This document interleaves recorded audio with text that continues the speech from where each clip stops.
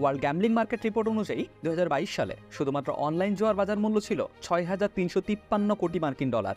2023 সালে এর ব্যাপ্তি 11.7% বাড়বে বলে ধারণা করা হচ্ছে। সম্প্রতি দেশের অভ্যন্তরীণ নেটওয়ার্ক থেকে 331টি ওয়েবসাইট বন্ধ করে দিয়েছে টেলিযোগাযোগ নিয়ন্ত্রক সংস্থা বিটিআরসি। বিগত কয়েক বছরে অনলাইন বেটিং সাইটগুলোর জনপ্রিয়তা বেড়েছে। ফুটবল, ক্রিকেট সহ বিভিন্ন জনপ্রিয় খেলাধুলোতে এবং খেলোয়াড়দের এই সাইটগুলোর প্রমোশন করতে দেখা যাচ্ছে। এছাড়াও সামাজিক যোগাযোগ মাধ্যমে, ইউটিউব ও টেলিভিশনেও লোভনীয় বিজ্ঞাপন প্রচারিত হচ্ছে। ঘরে বসে কিভাবে লক্ষ লক্ষ টাকা উপার্জন করে ভাগ্য পরিবর্তন করা সম্ভব হবে এই অনলাইন বেটিং সাইটে জুয়া খেলে, তা দেখানো হচ্ছে এ ধরনের বিজ্ঞাপনগুলোতে। আজকের ভিডিওতে আমি কোনো বেটিং সাইটের নাম নিয়ে কথা বলবো না, যেন এই সাইটগুলোর কোনো ধরনের প্রচারণা এই ভিডিওর মাধ্যমে না হয়। তবে আজ এই সকল সাইটগুলোর ব্যবসায়িক মডেল ও ভয়াবহতা নিয়ে আলোচনা করব এই ভিডিওতে। অনলাইন গ্যাম্বলিং সাইটগুলোর ট্র্যাডিশনাল ও আসল রূপ হলো ক্যাসিনোস। মানুষের সাইকোলজির সাথে খেলে কিভাবে মানুষকে বোকা বানায় ও লুটে নেয় তা নিয়ে প্রথমে আলোচনা করা যাক। বাংলাদেশে জুয়া খেলা নিষিদ্ধ হলেও ব্যক্তিগতভাবে দুজন বা ততোধিক ব্যক্তির মধ্যে ফুটবল বা ক্রিকেট খেলার ফলাফল নিয়ে বা অন্য কিছু নিয়ে বাজি ধরে বিজয়ীকে অর্থ বা মূল্যবান বস্তু দেওয়ার চল রয়েছে, যেগুলোতে ক্ষতির চেয়ে মজার জন্য করার প্রচলন বেশি দেখা যেত। ক্যাসিনোর উদ্ভব মূলত বিনোদন বা মজার জন্য হলেও বর্তমানে এটি শুধু প্রফিট ম্যাক্সিমাইজেশন করার জন্য প্রতিষ্ঠিত। এই সকল ক্যাসিনোগুলোর বেশি লাভ করতে হলে মানুষকে জুয়াতে আসক্ত করাটা প্রাথমিক শর্ত। যে কোনো ক্যাসিনোর আয়ের মূল উৎস হল গ্যাম্বলিং গেমস। 3 ধরনের ক্যাসিনো গেম রয়েছে: গেমিং মেশিনস, টেবিল গেমস এবং র্যান্ডম নাম্বার গেমস। গেমিং মেশিনসের খেলাগুলো মূলত স্লট মেশিনে খেলা হয়, যেখানে এক সময়ে একজনই খেলতে পারে। এখানে ক্যাসিনোর কোনো কর্মচারী যুক্ত থাকে না। টেবিল গেমস অর্থাৎ ব্ল্যাক জ্যাকস বা ক্র্যাপস, যেখানে একের অধিক প্লেয়ার খেলতে পারে। প্লেয়াররা এখানে হাউস অর্থাৎ ক্যাসিনোর বিপক্ষে খেলে এবং যেখানে ডিলার্স বা ক্যাসিনোর কর্মচারীরা অর্গানাইজ করে দেন। র্যান্ডম নাম্বার গেমস মূলত কিনো বা বিঙ্গো, যেখানে র্যান্ডম নাম্বার জেনারেট করা হয় কম্পিউটার দিয়ে। আবার অনেক ক্যাসিনো এই 3 ধরনের কিছু কিছু অংশ সমন্বয় করে গেম তৈরি করে, যেমন রোলেট গেম টেবিল গেমসের মতো ডিলার্স দিয়ে করলেও র্যান্ডম নাম্বার যুক্ত থাকে। খেলার সময় মনে হয় এখানে ভাগ্য ভালো হলে টাকা জেতা সম্ভব, কিন্তু ক্যাসিনোর মডেল অনুযায়ী এটি কোনোভাবেই ভাগ্যের উপর নির্ভরশীল নয়, বরঞ্চ গেম যেই খেলুক না কেন, যতক্ষণই খেলুক না কেন, নিশ্চিতভাবে লাভ ক্যাসিনোরই হবে। প্রতিটি গেম এভাবেই ডিজাইন করা হয় যেন একটি নির্দিষ্ট সময়ে সেই গেম থেকে ক্যাসিনো লাভ করতে পারে। ক্যাসিনোর পক্ষ থেকে প্রত্যাশিত বা এক্সপেক্টেড লাভকে হাউজেস বলে। এটা মূলত সম্ভাব্যতা যে কতটা ক্যাসিনোর ফেভারিটে আছে গেমটি। উদাহরণ হিসেবে রোলেট গেম নিয়ে বলা যায়। আমেরিকান স্টাইল রোলেটে একটা হুইল থাকে, যেখানে 1 থেকে 36 পর্যন্ত নাম্বার লেখা থাকে। অর্ধেক নাম্বার থাকে লাল রঙে আর অর্ধেক থাকে কালো রঙে। এখানে আপনি বাজি ধরে বললেন যে বল রেড কালারে থামবে নাকি ব্ল্যাক কালারে থামবে, তার মানে আপনার জেতার সম্ভাবনা 50-50। তাহলে এমন হলে ক্যাসিনোর জেতার সম্ভাবনা তো শূন্য।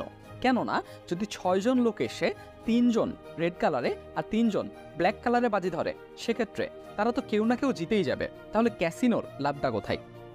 এখানেই একটা ডিটেলস থাকে যা আমরা কখনোই খেয়ালই করি না। এই হুইলে 2টি সবুজ রঙের শূন্য লেখা থাকে। যেখান থেকে নাম্বার লেখা শুরু হয় তার প্রথমে 0 লেখা থাকে আর শেষে 00 লেখা থাকে।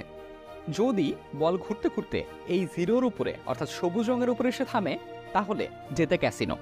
তাহলে কোনো প্লেয়ার রেড নিক আর ব্ল্যাক নিক, তার জেতার সম্ভাবনা 47.4%। আর যে কোনো ক্যাসিনো গেমে হাউজেস থাকে 5.26%। অর্থাৎ একটা রোলেট গেমে 10 লাখ টাকা খেলা হলে ক্যাসিনোর জেতা টার্গেট থাকে 50,000 টাকা। এমনকি রোলেট গেমকে ধরা হয় এমন গেম যেখানে বাজিকরের জেতার সম্ভাবনা সর্বোচ্চ থাকে, কেননা এখানে হাউজেস বেশ কম থাকে। কিছু গেম আছে যেখানে হাউজেস 20 থেকে 40% পর্যন্ত হয়ে থাকে, অর্থাৎ সেগুলোতে ক্যাসিনোর জেতার সম্ভাবনা 20 থেকে 40% পর্যন্ত হয়ে যায়। তবে সবচেয়ে মারাত্মক গেম হলো যেগুলো কম্পিউটার দ্বারা প্রোগ্রাম করা থাকে, যেমন স্লট মেশিনস।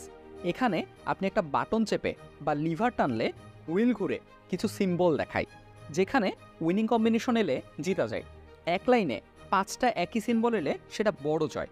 মানুষ মনে করে এটা খেললে ফেয়ার চান্স থাকে জিতার, কিন্তু প্রোগ্রামিং দিয়ে এমনভাবে সাজানো থাকে যেন কোম্পানি অনেক টাকা লাভ করতে পারে। এর মানে এটা না যে স্লট মেশিন খেললে সবাই হারবে, কারণ এমন হলে তো কেউ খেলতোই না। তাই প্রোগ্রামিংয়ের মাধ্যমে মাঝে মাঝে কিছু জিতিয়ে আসক্ত করানো হয় এই মেশিনের সাথে।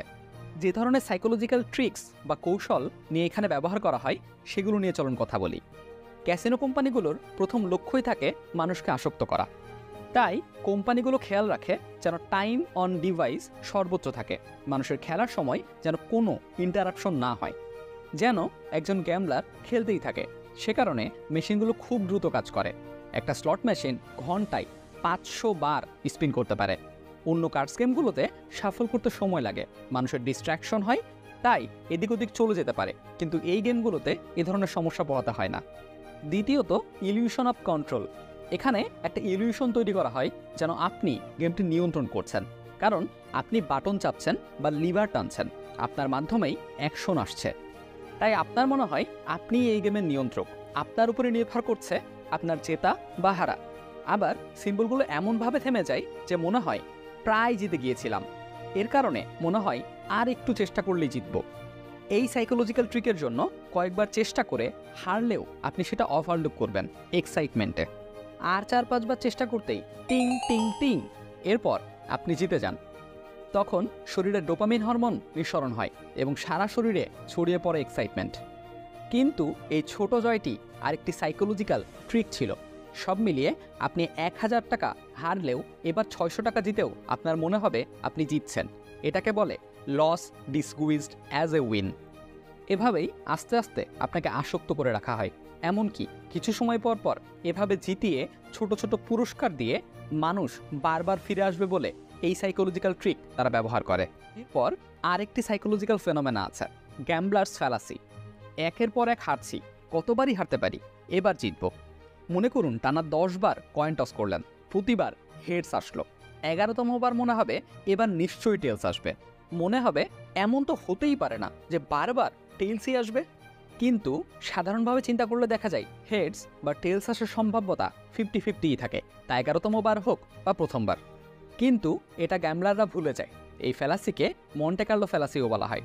18 আগস্ট 1913 সালে মন্টে কার্লো ক্যাসিনোতে রোলেট গেমে টানা 26 বার ব্ল্যাক রঙের নাম্বারে যে বল পড়ে, সেবার জুয়ারিরা মিলিয়ন মিলিয়ন ফ্রাঙ্ক হারায় এটা ভেবে যে 10 বা 11 বার ব্ল্যাকে পড়েছে, এবার নিশ্চয়ই রেডেই পড়বে। এবারে সাইকোলজিক্যাল ট্রিক্সটি হলো সেন্সেস নিয়ে। ক্যাসিনোতে কোনো ঘড়ি নেই, কোনো জানালাও নেই, কেননা ক্যাসিনো চাই বাইরের দিন কি রাত বা সময় কতটা যাচ্ছে সেটা দেখে যেন ডিস্ট্র্যাক্ট না হন আপনি। এই একই ধরনের কৌশল স্ট্রিমিং ও সোশ্যাল প্ল্যাটফর্মগুলোও করে থাকে। ওটিটিতে সিরিজ দেখার সময় এপিসোডের শেষে এসে next episode starting in 5, 4, 3, 2, 1 automatically শুরু হয়ে যায়। আপনাকে ক্লিকও করতে হয় না, কেননা আপনাকে ভাবার সুযোগ দিলে হয়তো আপনার মনে হতে পারে যে বেশি সময় চলে যাচ্ছে, বা ডিস্ট্র্যাক্ট হয়ে অ্যাপ ব্যবহার বন্ধ করে দিতে পারেন আপনি। এমনকি টিকটক বা ইনস্টাগ্রাম রিলসে একটা শেষে আরেকটা শুরু হয়ে যায়, যেন আপনি অ্যাডিক্ট থাকেন। সোশ্যাল মিডিয়া বা সামাজিক যোগাযোগ মাধ্যম কিভাবে আমাদের আসক্ত করেছে তা নিয়ে বিস্তারিত ভিডিও দেখতে চাইলে ক্লিক করুন স্ক্রিনের ডান পাশের ওপরের কর্নারে আসা লিঙ্কে। এতক্ষণের আলোচনা শেষে মনে হতেই পারে ক্যাসিনোর অনলাইন বেটিংয়ের সাথে সাদৃশ্যতা কোথায়। এই সাইকোলজিক্যাল ট্রিক্সগুলো অনলাইন বেটিংয়েও ব্যবহার করা হচ্ছে। স্লট মেশিনের মতো অনলাইন বেটিং অ্যাপসগুলোও কম্পিউটার প্রোগ্রামড। সাইটগুলোর ইন্টারফেস এমনভাবে ডিজাইন করা হয় যেন মানুষ বেশি সময় থাকে, এক্সাইটেড হয়। সাধারণত ইউজার ইন্টারফেসগুলো ব্রাইট হয় এবং এনগেজিং হয়। ভিজুয়াল কিউজ থাকে, যখন জিতেন আপনি ফ্ল্যাশিং লাইট বা চেয়ারফুল সাউন্ড আসে। এমনকি সাইটগুলো থেকে বা অ্যাপ থেকে নোটিফিকেশন দিয়ে সেন্স অফ আর্জেন্সি তৈরি করা হয়। রিয়েল টাইম আপডেট দেওয়া হয় ক্রিকেট ও ফুটবলের, কোনগুলোতে অনেক বেশি মানুষ বাজি ধরছে, যেন আপনার মনে ফেয়ার অফ মিসিং আউট তৈরি হয়।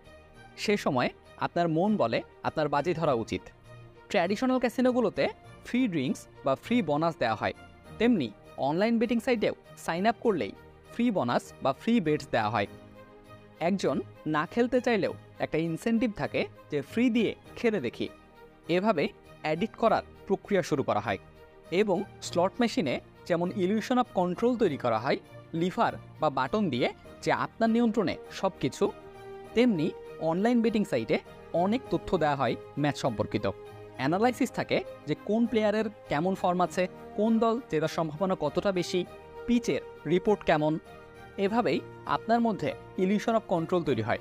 আপনি সব কন্ট্রোল করবেন বলে মনে হয়। আপনাকে বোঝানো হয় এটা গেম অফ লাক না, এটা গেম অফ স্কিল। কিন্তু কিছুটা স্কিল বেসড হলেও এসব অনলাইন বেটিং সাইটগুলো গেম অফ লাক এবং এর চেয়েও বেশি প্রি প্রোগ্রাম গেম এটা। এখানে কতটা কৌশলে হাউসেস বাড়ানো হয় তা আপনি বুঝতেও পারেন না। আপনাকে আসক্ত বানিয়ে টাকা হাতিয়ে নেয় এই অনলাইন বেটিং সাইটগুলো। মনে রাখবেন, ভ্যালু এক্সচেঞ্জ না করে অর্থ উপার্জন সম্ভব না। আপনার কাজ, অভিজ্ঞতা বা জ্ঞানের বিনিময়ে টাকা আসবে, এছাড়া ঘরে বসে উপার্জন আসবে না, আসলেও টেকসই হবে না। আমাদের